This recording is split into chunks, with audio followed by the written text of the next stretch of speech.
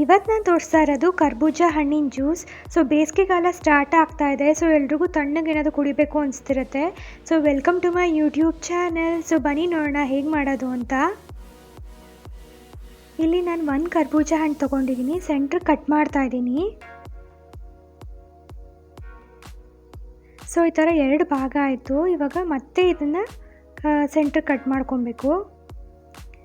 ನಾವು ಈ ರೀತಿ ಮಾಡ್ಕೊಳೋದ್ರಿಂದ ಈಸಿಯಾಗಿ ನಾವು ಹಣ್ಣನ್ನ ತೆಗೆದಿಟ್ಕೊಬೋದು. ನೀವು ಪಪ್ಪಾಯ ರೀತಿ ಕಟ್ ಮಾಡ್ಕೊಳಕ್ಕೆ ಹೋದರೆ ಕಷ್ಟ ಆಗುತ್ತೆ, ಯಾಕಂದರೆ ಇದು ಸಿಪ್ಪೆ ದಪ್ಪ ಇರುತ್ತೆ. ಇದಾಯಿತು. ಇವಾಗ ನಾನು ಸ್ಪೂನ್ ಯೂಸ್ ಮಾಡಿಕೊಂಡು ಇದರಲ್ಲಿರೋ ಬೀಜ ತೆಗಿತಾ ಇದ್ದೀನಿ.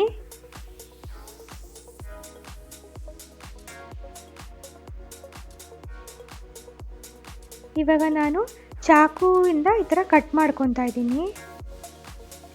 ಈ ಥರ 2 ಸೈಡಲ್ಲೂ ಈ ಥರ ಹಿಂಗೆ ಕಟ್ ಮಾಡ್ಕೊಬೇಕು. ಆವಾಗ ನಾವು ಸ್ಪೂನಿಂದ ತಕ್ಕೊಬೋದು ಹಣ್ಣನ್ನ ಈಸಿಯಾಗಿ. ಇವಾಗ ಎಲ್ಲ ಪೀಸಸ್ನೂ ಅದೇ ಥರ ಕಟ್ ಮಾಡ್ಕೊತಾ ಇದ್ದೀನಿ.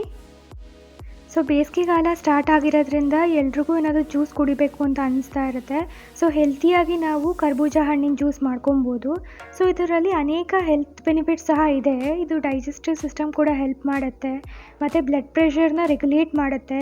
ಕೂದಲಿಗೆ ಸಹ ಇದು ತುಂಬ ಒಳ್ಳೆಯದು, ಕೂದಲು ಬೆಳೆಯೋದಕ್ಕೆ, ಮತ್ತು ಕಣ್ಗಳಿಗೆ ಸಹ ಇದು ಒಳ್ಳೆಯದು. ಓವರಾಲ್ ಆಗಿ ಇದು ಇಮ್ಯುನಿಟಿನ ಸಹ ಬೂಸ್ಟ್ ಮಾಡುತ್ತೆ, ಮತ್ತು ನಮ್ಗೆ ಯೂತ್ಫುಲ್ ಸ್ಕಿನ್ ಸಹ ಕೊಡುತ್ತೆ.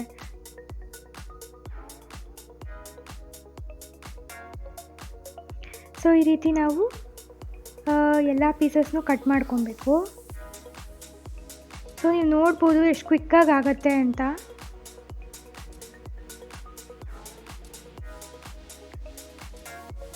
ಇದಿವಾಗ ಆಗಿದೆ. ಎಲ್ಲ ಪೀಸಸ್ನೂ ಕಟ್ ಮಾಡ್ಕೊಂಡಿದ್ದೀನಿ. ಈ ಥರ ನಾನು ಸ್ಪೂನ್ ಯೂಸ್ ಮಾಡಿಕೊಂಡು ಈ ಥರ ಬೌಲ್ಗೆ ಹಾಕ್ಕೊತಾ ಇದ್ದೀನಿ ಹಣ್ಣನ್ನ.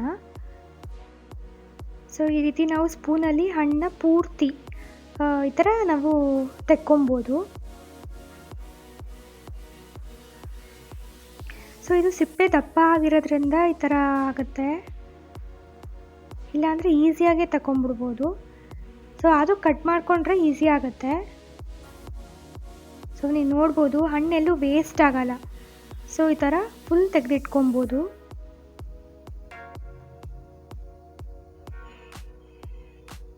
ಇದಿವಾಗ ಆಗಿದೆ.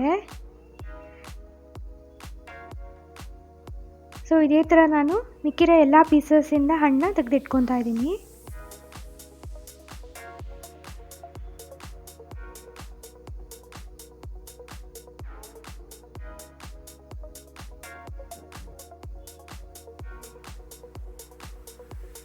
ಇದು ಆಲ್ಮೋಸ್ಟ್ ಆಗಿದೆ. ಇವಾಗ ಆಗಿದೆ ಇದು.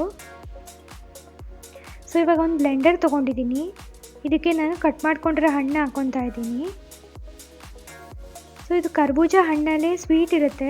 ಅದರಿಂದ ಸಕ್ಕರೆನ ನಾವು ನೋಡ್ಕೊಂಡು ಹಾಕ್ಕೊಬೇಕು.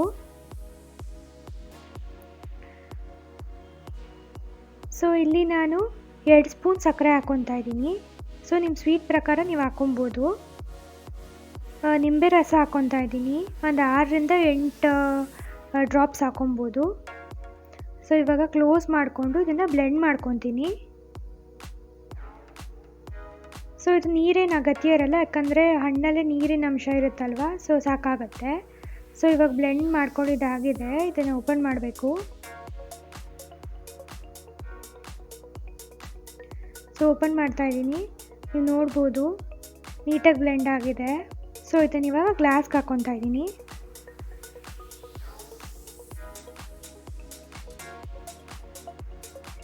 ಇದಕ್ಕೆ ಮೇಲೆ ಮತ್ತೆ ಕರ್ಬೂಜ ಹಣ್ಣಿನಿಂದ ಡೆಕೋರೇಟ್ ಮಾಡ್ತಾ ಇದ್ದೀನಿ. ನೀವು ಬೇಕಾದ್ರೆ ಡ್ರೈ ಫ್ರೂಟ್ಸು ಹಾಕ್ಕೊಬೋದು. ಕರ್ಬೂಜ ಹಣ್ಣಿನ ಜ್ಯೂಸ್ ರೆಡಿ ಆಗಿದೆ. ಬೇಸಿಗೆಗೆ ಇದು ಬೆಸ್ಟ್ ರೆಸಿಪಿ ಅಂತ ಹೇಳ್ಬೋದು. ವಿಡಿಯೋ ಇಷ್ಟ ಆಗಿದೆ ಲೈಕ್ ಮಾಡಿ, ಶೇರ್ ಮಾಡಿ, ಸಬ್ಸ್ಕ್ರೈಬ್ ಮಾಡಿ. Thanks for watching.